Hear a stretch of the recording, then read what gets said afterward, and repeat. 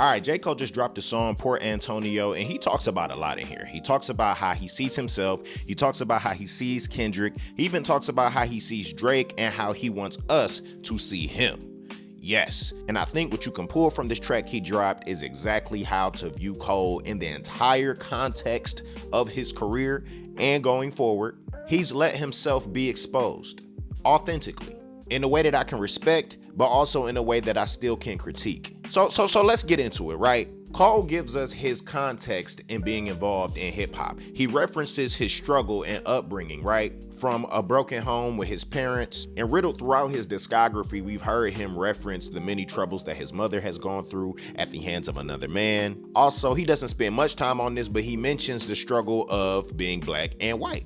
Hood politics and living in the hood and struggle, and rap and hip hop has been a beacon of light, of hope, of inspiration to help him envision something better as a youth. The youth that grew up watching Michael Jordan and Allen Iverson cross over on TVs has picked up a ball himself and said, hey, I want to play too, and actually was able to compete. He was able to develop his pen from a pure place, which developed a pure artist that we see, J. Cole. We see that through his career overall. Coming up in the industry, Cole had a lot to prove. But as he rose to stardom, I think Cole didn't necessarily enjoy the responsibility that his relevance came with. The responsibility of the spotlight and the position that it put him in the culture. Naturally, you'd want a player in the NBA that is good to not only test his talent among the other greats, but impact the game stylistically, stats-wise, and even culture-wise. Cole has proven, or at least shown in some regard, that he has the potential, or had the potential, to do all three. But the question is, at what cost? What does Cole want from all of this? And he tells us exactly in this song, and allows us to reflect on his discography to know that this is what he's wanted the whole time. We gonna get to this lyrically as well, but basically in a nutshell, he says he wants to express himself for the purpose of self-reflection, stress relief, and providing a positive impact from his work of art. He wants to be remembered and for us to respect him for his pen and for us to ride to it. Y'all gotta remember, J. Cole is rich, filthy rich. He doesn't see a purpose in creating potential destruction with his words because there's nothing else that he could attain that could benefit him. He doesn't want to murky the waters on a relationship with Dot that has already been in good standing for all these years. For what? I'm bringing you into Cole's world, Cole's mind that he's bringing us into. Getting into beef for Cole, it doesn't change the external circumstances for him. That's not a game that he wants to play or participate in, clearly. But then he gives us his take on the beef overall. He says, I wouldn't have lost a battle, dog. I would have lost the bro.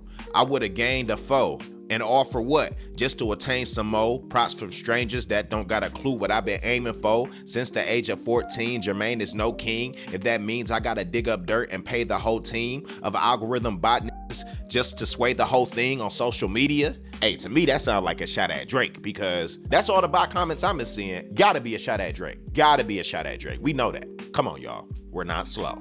That's him summing up Drake and OVO spiraling on social media for this, playing this game that he don't want to be a part of. But he also lyrically references in the song how he feels like the blood of both of his friends are on him, again, kind of standing in the middle. He says it got bloody because both men crossed a boundary that got realer than rap in order to be number one and protect their legacies. But I have a problem with that take, period. I have a problem with you dumbing Kendrick down. He's done way too much in his career to be summed up as somebody that's willing to crash out for his legacy, in my opinion. To me, it's like Cole is aware of all the politics of the industry and all of the games, pitfalls, but fails to acknowledge Kendrick as the cultural disruptor he is.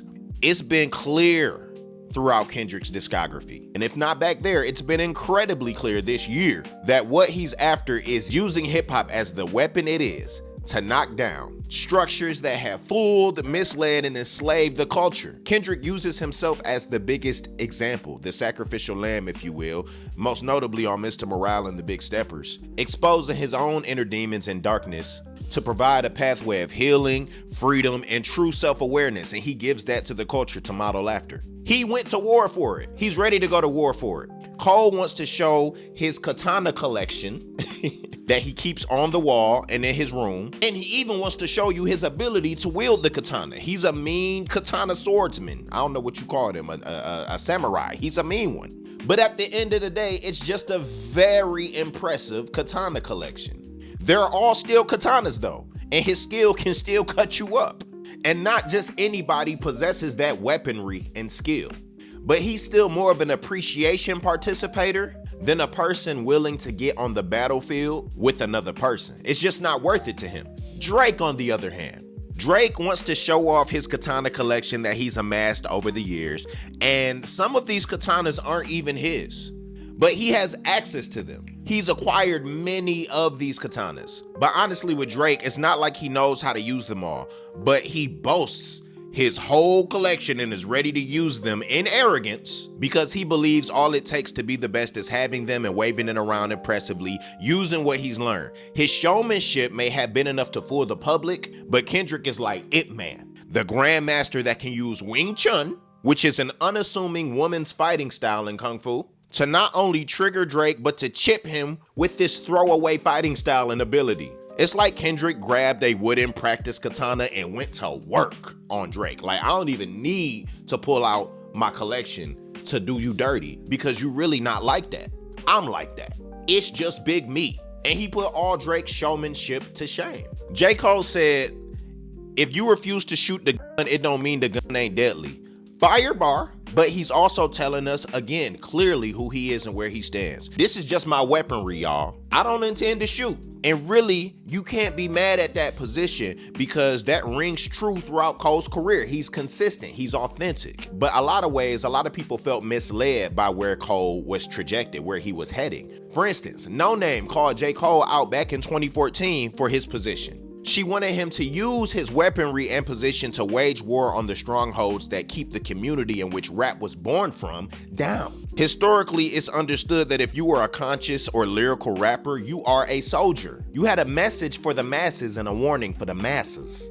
Cole's frequent references to the industry being racist, enslaving, and dangerous, even on his project KOD, Kids on Drugs, shows his awareness of the problems that plague us. And he even positions himself lyrically to address it, but when it comes to fully crossing that bridge, Cole would rather move in silence, enjoy his life of freedom, and give back to his community through philanthropy, as he has his whole career.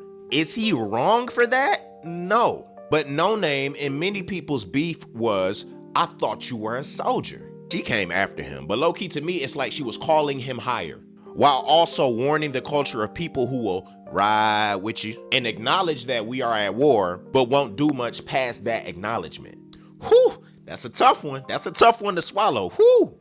Now, Cole's view on Drake. He says, I ain't ashamed to say you did a lot for me, Drake. And that's okay. It's like, okay. But then he says this to Drake. F all the narratives. Tapping back into your magic pen is what's imperative. Reminding these folks of why we do it. It ain't for beefing, it's for speaking our thoughts, pushing ourselves, reaching the charts, reaching your minds, deep in your hearts, help you cope with the rough times and shit. Like, honestly speaking, it really just summed up Cole's whole entire position in this game of hip hop. It's enlightening, but also disheartening, but at least we know. And to me, it really shows a lack of awareness of what's actually happening for him to say, forget all them narratives, Drake. Hey, tap back into that magic pen, my boy. You could beat these allegations. And I get how Cole will want to be Stevie to that and not get involved, especially because even though there's a lot of puzzle pieces out there, we still have this road of substantiation that needs to be walked. But like Kendrick said, we're not slow. And when Cole says stuff like this, it makes it seem like, hey man, you could still get back into this as long as you're pushing a positive message. But the whole thing that Kendrick was saying in the first place was, you not about to get realness from a fake dude. It's only gonna go so far. This is curated culture to give us an image of something that is false, a GMO version, a caricature of what hip hop is supposed to be, what the industry would want, for it to be a place for people to gather around and to be puppeted, when Kendrick is like, I think it's time to watch that party die. Cole is saying, I'm free from the party, but I'm a rap about it in a way in which we can relate, but don't rely on me to be the guy that's gonna bring us to the other side. I'm here to push positivity. I'm a gift to schools. I will always make you feel better and help you to be a place of relief and just positivity and peace. I can't necessarily be mad at that, but at the same time, when it comes to real issues with certain things, I'm like, Cole, move. Cold move. When it comes to putting feet on the ground and being willing to go to war for this cultural expression, hip hop is so powerful that it has changed laws. It is a voice for the voiceless that can be used as fuel, as a chaos creator, to call out the highest levels of governing establishments. Check the history. We have put our pain, our struggle, our history, and our desire for freedom, expression, and existence through this means of hip hop. And I would get how you shouldn't be distracted by battling a person for skill and legacy. Yes, I think that is a trap. However, I believe that what Kendrick was doing with Drake is much bigger than Drake, which is why the topics in which Kendrick covers go far more into detail personally, in order for us to look in personally and be aware of what's happening around us so that we can change ourselves to be agents that won't allow the industry to get away with the rampant disrespect that they get away with, projecting these images of our women. And it ain't nothing wrong with balancing the ratchet and the righteous, but you gotta realize that we at war, and that the bigger purpose is not to amass all this wealth to shake ass and to take drugs and to do all this. Like, J. Cole is the artist that decided to duck and dodge the woes of the industry and is living his best life as a pure, untainted individual, but he has not allowed those experiences and the things in which he's learned to suit up for war and to go against the industry in any real way.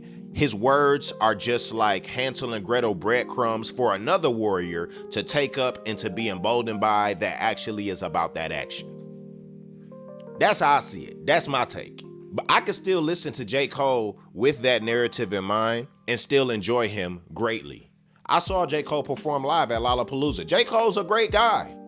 However, when it comes to hip hop as a fighting style, when it comes to going to war for the culture and interweaving the lyrics that are said in these songs with the reality that is lived outside, J. Cole is saying, hey, I am not your savior. Kendrick has already said, I had to use a Kendrick line to say that because Kendrick said, I'm not your savior. However, he's in position as an effective soldier to knock down some of these posers in positions that shouldn't be. And if he has the ability to knock them out with Wing Chun, why not?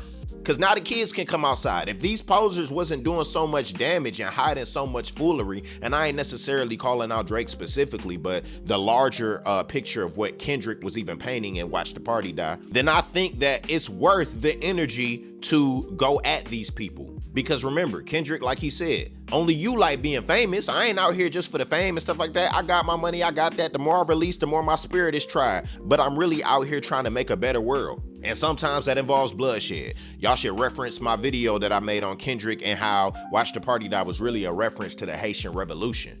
And how when you're cornered and you live in a system where you got these white masses making the most money off of what black art is doing, black people are doing, and you get tired of surviving off of crumbs, you want to burn the whole thing up and start over so that at least you can thrive and survive from what belongs to you in the first place. Haitian Revolution is a great reference for that. That's the difference between Kendrick and Cole. That's the difference between Kendrick, Drake, and Cole. That's the reason why it's just Big Him. Drake wants to show he's the best. Cole wants you to know he's the best. And Kendrick moved only in a way that an authentic soldier can move, so he's the best. My opinion still, but I think I done backed it up. Make sure you like this video, share this with a friend, and man, it's been such an interesting year in hip hop 2024. Man.